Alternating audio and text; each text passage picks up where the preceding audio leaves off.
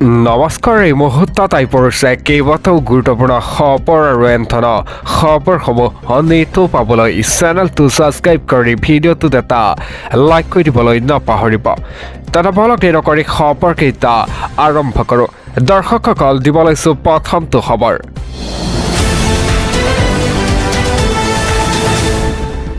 18 মাৰ্চত ঘোষণা হ'ব বিজেপিৰ বহু প্ৰতীক্ষিত প্ৰাৰ্থীৰ তালিকা। শিলচৰত মুখ্যমন্ত্ৰীৰ এই বৃহৎ ঘোষণা। দিব লৈছোঁ এটা গুৰুত্বপূৰ্ণ খবৰ। 18 মাৰ্চত ঘোষণা হ'ব বিজেপি প্ৰাৰ্থীৰ তালিকা। শিলচৰত মুখ্যমন্ত্ৰী ডক্টৰ হিমন্ত বিশ্ব শৰ্মাই ঘোষণা কৰে।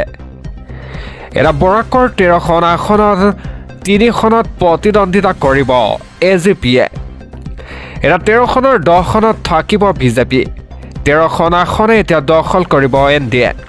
300ৰো অধিক কোটি টকাৰ প্ৰকল্প আগবঢ়াইছে মুখ্যমন্ত্ৰীয়ে এই ঘোষণা কৰে। এটা 18 মাৰ্চত ঘোষণা হ'ব বিজেপি প্ৰাৰ্থীৰ তালিকা। এটা শিলচৰত মুখ্যমন্ত্ৰীৰ এই বৃহৎ ঘোষণা।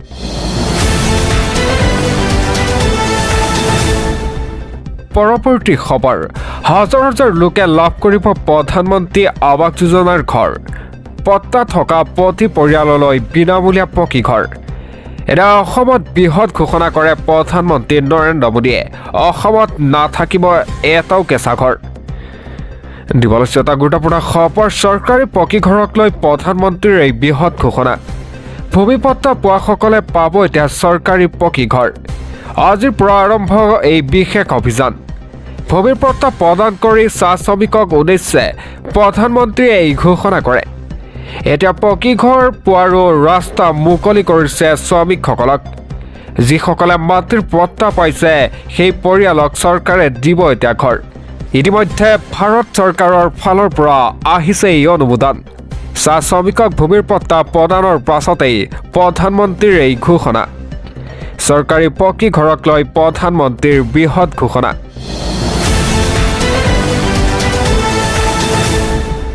পৰৱৰ্তী খবৰ। এজাক বৰষুণে উদঙাই দিলে জুবিন ক্ষেত্ৰৰ অৱস্থা। উৱলি যোৱা তিৰপাল আৰু তম্বুৰৰ তলত জুবিন গাৰ্গ। এটা জুবিন ক্ষেত্ৰক ৰক্ষা কৰক, ক্ষোভ উজাৰিছে ছাত্ৰ নেতা আকাশ দলে। দিব লৈছে এটা গুৰুত্বপূৰ্ণ খবৰ, এটা অতিকৈ দুখ লগা খবৰ। জুবিন ক্ষেত্ৰক ৰক্ষা কৰক এতিয়া বিজেপি চৰকাৰে। চৰম অৱহেলা কৰা হৈছে জুবিন ক্ষেত্ৰক। এজাক বৰষুণে উদঙাই দিলে জুবিন ক্ষেত্ৰৰ অৱস্থা। এটা উৱলি যোৱা তিৰপাল আৰু তম্বুৰে ৰখা হৈছে জুবিন ক্ষেত্ৰ। এটা বৰষুণৰ টোপালে নুমুৱাই পেলাইছে অনুৰাগীয়ে জ্বলোৱা চাকি বন্তি।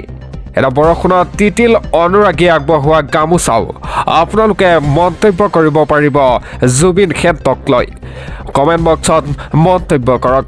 এটা জুবিন ক্ষেত্ৰত থকা সামগ্ৰীকো খেলাই ধৰিব। জুবিন গাৰ্গে কেতিয়া ন্যায় পাব কোনেও নাজানে। এটা 6 মাহৰ পিছতো জুবিন গাৰ্গে ন্যায় নাপালে। ক্ষোভ উজাৰিলে ছাত্ৰ নেতা আকাশ দলে। জুবিন ক্ষেত্ৰক ৰক্ষা কৰক এতিয়া বিজেপি চৰকাৰে। চৰম অৱহেলা কৰা হৈছে জুবিন ক্ষেত্ৰক।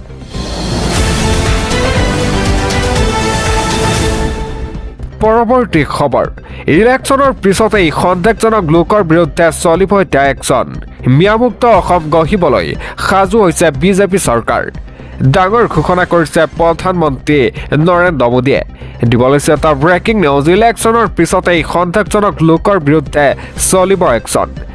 ডাঙৰ ঘোষণা কৰিছে প্ৰধানমন্ত্ৰী নৰেন্দ্ৰ মোদীয়ে।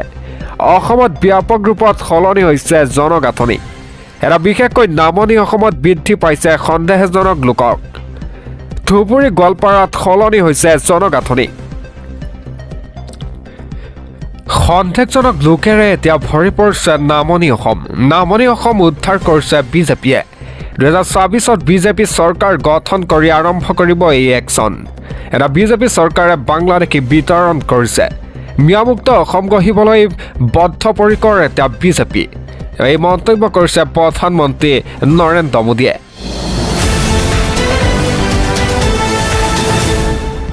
পৰৱৰ্তী খবৰ। 24,000 কোটিত কিমান শূন্য আছে কংগ্ৰেছে নাজানে। কংগ্ৰেছৰ মগজুত য'ত শেষ হয় তাৰ পৰাই আমাৰ কাম আৰম্ভ হয়। 70 বছৰে কংগ্ৰেছে উত্তৰ পূবক হৃদয় আৰু দিল্লীৰ পৰা দূৰত ৰাখিলে। এটা উদাত্ত ভাষণ দি প্ৰধানমন্ত্ৰী নৰেন্দ্ৰ মোদীয়ে এই মন্তব্য কৰে। সবিশেষ জনাই আছোঁ আপোনালোকক, 24,000 কোটিত কিমান শূন্য আছে কংগ্ৰেছে নাজানে, এই মন্তব্য কৰিছে প্ৰধানমন্ত্ৰীগৰাকীয়ে। 24,000 কোটিত কেইটা শূন্য আছে কংগ্ৰেছে ক'ব নোৱাৰিব। কংগ্ৰেছৰ মগজু য'ত শেষ হয় তাৰ পৰাই আমাৰ কাম আৰম্ভ হয়। এটা কংগ্ৰেছক তীব্ৰ কটাক্ষ কৰি প্ৰধানমন্ত্ৰী নৰেন্দ্ৰ মোদীৰ এই উদাত্ত ভাষণ। স্বাধীনতাৰ পিছৰে পৰা বৰাকৰ কোনো উন্নয়ন কৰা নাই কংগ্ৰেছে।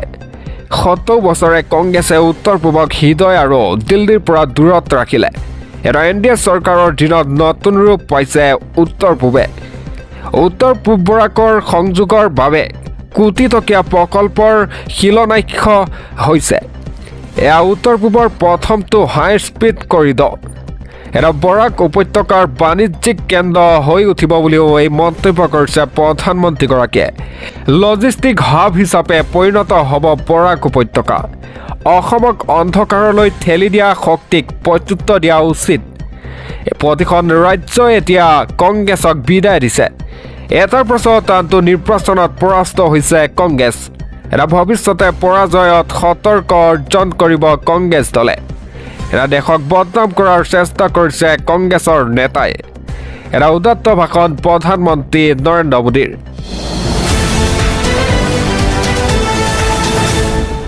পৰৱৰ্তী খবৰ, মাতৃহাৰত 10 বছৰীয়া কন্যাৰ সৈতে 55 বছৰীয়া মংগল গোৱালাৰ অপকৰ্ম। কিশোৰীৰ কুকাণ্ড কৰাত লম্পট বৃদ্ধ মংগল গোৱালাক ৰঙা ঘৰলৈ প্ৰেৰণ কৰা হয়। দিবলৈ এটা ব্ৰেকিং নিউজ, মাতৃহাৰা 10 বছৰীয়া কন্যাৰ সৈতে কুকাণ্ড কৰে বৃদ্ধ মংগল গোৱালাই। ৰোগীয়া পিতৃ শয্যাশায়ী হোৱাৰ সুযোগতেই অপকৰ্ম মংগল গোৱালাৰ। তিতাবৰৰ বটিয়াজানত সংঘটিত হৈছে এই জঘন্য কাণ্ড। লম্পট বৃদ্ধ মংগল গোৱালাক ইতিমধ্যে ৰঙা ঘৰলৈ প্ৰেৰণ কৰা হয়। কুলাঙ্গাৰ মংগল গোৱালাৰ কাণ্ডক লৈ এতিয়া অঞ্চলজুৰি চাঞ্চল্যকৰ পৰিৱেশ। মানৱ সমাজক লজ্জানত কৰা কাণ্ড কৰে 55 বছৰীয়া বৃদ্ধগৰাকীয়ে। এটা মাতৃহাৰা 10 বছৰীয়া কন্যাৰ সৈতে কুকাণ্ড কৰে বৃদ্ধ মংগল গোৱালা। পৰৱৰ্তী খবৰ, অসমত কোনো কাৰণতেই নহয় এতিয়া ৰন্ধন গেছৰ নাটনি। নতুনকৈ 40খন দেশৰ পৰা আহিছে গেছ। ৰন্ধন গেছৰ নাটনিক লৈ বিয়পি পৰা খবৰৰ মাজতেই মুখ্যমন্ত্ৰীৰ এই বৃহৎ ঘোষণা। দিবলৈ এটা গুৰুত্বপূৰ্ণ খবৰ, অসমত নাটনি নহয় ঘৰুৱা ৰন্ধন গেছৰ। 40খন নতুন দেশৰ পৰা গেছ আহিছে এতিয়া ভাৰতলৈ। অসমবাসীক অভয়বাণী দিলে মুখ্যমন্ত্ৰী ডক্টৰ হিমন্ত বিশ্ব শৰ্মাই। বিপদৰ বন্ধু হিচাপে পুনৰ থিয় হৈছে ৰাছিয়া। ৰাছিয়াৰ পৰা ভাৰতলৈ আহিছে গেছ আৰু তেল। LPG ক্ষেত্ৰত সংকট আহিবলৈ নিদিয়ে ভাৰত চৰকাৰে। এটা LPG কলা বজাৰ বহালেই লগে লগে হ'ব এতিয়া গ্ৰেপ্তাৰ। প্ৰতিখন জিলাৰ আয়ুক্তক এতিয়া নিৰ্দেশনা প্ৰদান কৰিছে মুখ্যমন্ত্ৰীগৰাকীয়ে। এটা জোখতকৈ বেছি LPG কিনি বজাৰ বহালেই হ'ব গ্ৰেপ্তাৰ। এটা LPGৰ কলা বজাৰ, LPGৰ উৰা বাতৰিক লৈ কঠোৰ হৈ পৰিছে ৰাজ্যৰ মুখ্যমন্ত্ৰী ডক্টৰ হিমন্ত বিশ্ব শৰ্মা।